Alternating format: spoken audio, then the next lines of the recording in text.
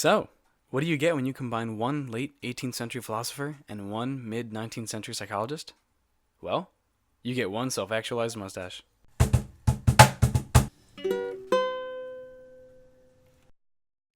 Hello, and welcome to As a Pleb Thinketh. Disregard the disembodied voice you're hearing because it doesn't matter. Because today, I'm here to tell you of the seriously awesome love triangle between Friedrich Nietzsche, Abraham Maslow, and you. Future. Let's get to it. But first, I need to cover some basics. Nietzsche. Give this guy some cred. He's had a lot to do with modern day thought formation, ranging from modern wisdom to, well, uber cliche song lyrics. Don't believe me? I've included a link in the description leading to a video that nailed just how badly this line is abused. It doesn't even stop there though. Hollywood abuses it too.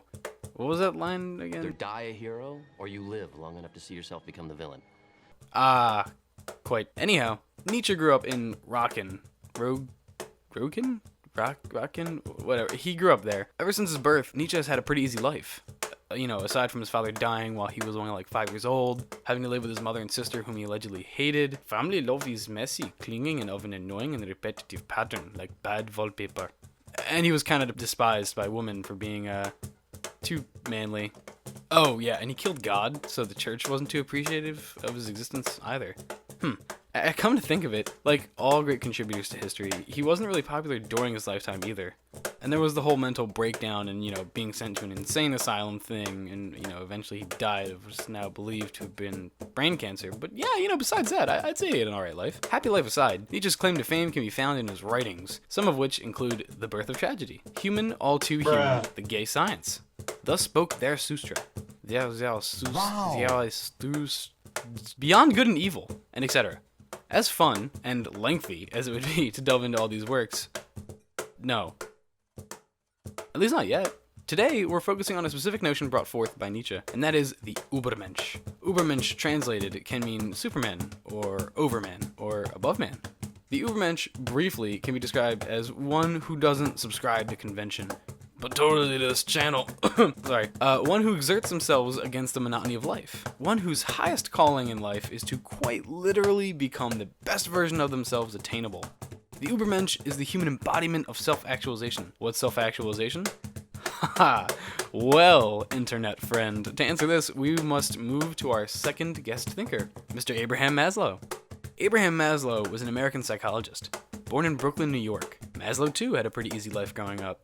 With being the only Jewish boy in a predominantly white neighborhood, having his father routinely degrade him, going so far as to publicly state that Abraham was ugly and basically detestable, and this coupled with his mother's intolerance towards him. Actually, it's more like utter loathing towards him. One story I encountered told of how Abraham found 2 stray kittens. He brought them home to care for them. Upon finding them, Abraham's mother apparently bashed both the kittens' heads in front of him. So, yeah, fun upbringing. Despite all of this, Maslow was a smart cookie. He attended prestigious colleges, and he earned his psych creds. He later developed what we'll be discussing today, and this was Maslow's hierarchy of needs. First published in 1943, the hierarchy of needs sets out to highlight the path that an ordinary person takes from merely existing to, being, to generating, and living. Maslow states that multiple needs can be present at any one time, and that simply because most needs are fulfilled doesn't mean that you can have actualization. Maslow described the self-actualized individual to possess goodness, wholeness, uniqueness, autonomy, and a myriad of other wonderful attributes that are far too lengthy to name right now. Shazam! It is in reflecting self-actualized individuals that we realize what an Übermensch is. Really just an awesomely self-actualized individual who don't need no reasons for being so swaggy. Contemplating this isn't enough though. It must be applied, because I think this video is a little too short to end here. So how to become the Übermensch via the hierarchy of needs. Now here is where some cheeky viewer might be thinking, oh, well, what if I don't want to climb the triangle? Well, giggles R Us XX420, you bring up a good point there. There's a sad truth in store for those who don't pursue their lives like all hell. They turn into the people sitting around a bar on a Wednesday night at 9:37 p.m., itching and scratching at themselves, staring angrily at their inept and crusty flip phones, waiting for the text from their kids that will never come, saying happy birthday. These are also the very same people who pee on public toilet seats, and who don't like Krabby Patties. So clearly, the choice is yours. Moving on, the hierarchy. Oh, but what's so good about being a YouTube bench anyway? If you won't be an Übermensch, according to Nietzsche, you might as well be an ape. What is ape to man? a laughing stock or painful embarrassment. And man shall be to the overman, a laughing stock or painful embarrassment. Ah, but what if I'm too unconventional to subscribe to a predetermined philosophical model?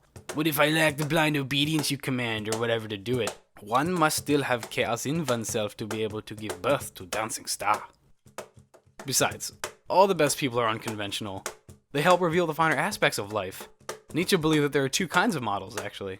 The Apollonians and the Dionysians. Apollonians are, to put it very crudely, people fashioned after the god Apollo. They tend to have characteristics that make them seem more uptight, more logical, more, concerned with thought. Conversely, Dionysians, named after the Greek god Dionysus, to have characteristics that are more relaxed, natural, curious, and, well, to put it very simply, fun. Nietzsche states that we need both, and perhaps even to own up to our envious natures, and feed the Dionysian self. In the state of natural flow and childlike wonder, wow, that was cliche, it's easier for us to ascend into self-actualization. I guess I'm creative and all, but surely I don't need to. A musician must make music. An artist must paint. A poet must write. If he is to ultimately be at peace with himself. What a man can be, he must be. Hashtag Telos, hashtag Aristotle was cool too. But what if I'm not a poet? I can't even play an instrument. Maybe in 4th grade I could play that recorder, but I don't have what it takes. I need something more. Bah! Says Nietzsche. Where I didn't find what I needed, if I had to artificially compel it to appear to me. Quite rightly had to forge it and invent it. What am I, like a German Russian? And when have poets ever done otherwise? You must firstly see life as it is. The overman, who has overcome the chaos of his passions, given style to his character, become creative. Aware of life's tales, he affirms life without resentment. By being aware of reality as it truly unfurls around you. Oh wait, no, this is my voice now, my bad. You may begin to reflect on the hierarchy and decide where it is that you are currently on it. Oh, wait, this is the old version. Hold on. Ah, there. Ensuring that you have Wi-Fi above all else. Begin ascending the pyramid towards hang on. Ah, there. To be safe and avoid a flame war erupting in the comments, I'll touch on each stage of the hierarchy briefly. Starting at the very bottom. There is There's physiological needs. This means your body's needs, food, sleep, water, shelter, etc. Ascending from there is safety and security. This really can be described as, safety and security. You can't be all actualized and stuff if you're being flamed on by haters and being assaulted with sadness. Moving from there is love and belonging. This can be defined more broadly, ranging from having harmonious relations with those around you, with family, friends, etc. Next is esteem. Here is where self-worth can start to be formed. It isn't really a far-fetched to claim that some people don't make it this far, at least according to a literal interpretation of the triangle. It is at this point that I would like to insert a disclaimer on behalf of Maslow. Let's say you have some self-esteem going because you're good at something. Beware of shaping your life around only one strength, though, for as Maslow hath stateth, I suppose it is tempting, if the only tool you have is a hammer, to treat everything as if it were a nail. It is here that I would like to let our two guest speakers butt heads, if for just a second. The cool thing about Nietzsche is that he actually shunned that whole safety bit. Vah, how little you know of human happiness, you comfortable and benevolent people, Nietzsche had said. He believed we could only be happy when testing ourselves and facing the uncertain. If you think about it, this is actually what happens when one ascends into self-actualization.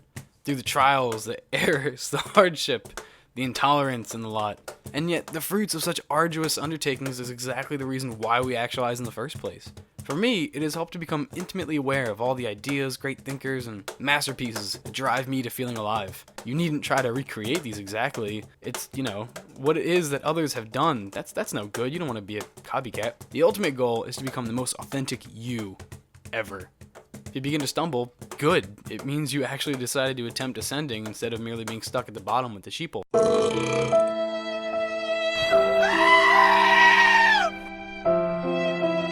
Don't even begin to worry what others think. Cliche statement is again cliche.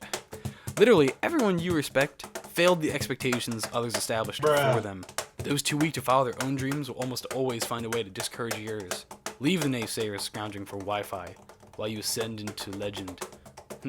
If doubt persists, punch it in the dick. Can't mean If I can upload a video, you, dear viewer, now armed with the guidance of Nietzsche and Maslow, can do so much more. He glances gratefully backward, grateful for his trifles, for his hardness and self-alienation, to his far-reaching vision and bird-like flights upon the cold heights. Hashtag poet. How good it is that he did not always remain at home. At home, always in his own place. Now I'm rushing again. What the? Like a delicate, stupefied loafer. He has been beside himself, there's no doubt of it. Now for the first time, he sees himself. And what surprise he finds there. What unprecedented shattering. What happiness, even in the fatigue. The old sickness. The relapses of convalescence. So yeah, that's all I got. Thanks for watching. This has been As a Pleb Thinketh. Happy. These scary skeletons and shivers down your spine. Shrieking skulls will shock your soul, seal your doom tonight.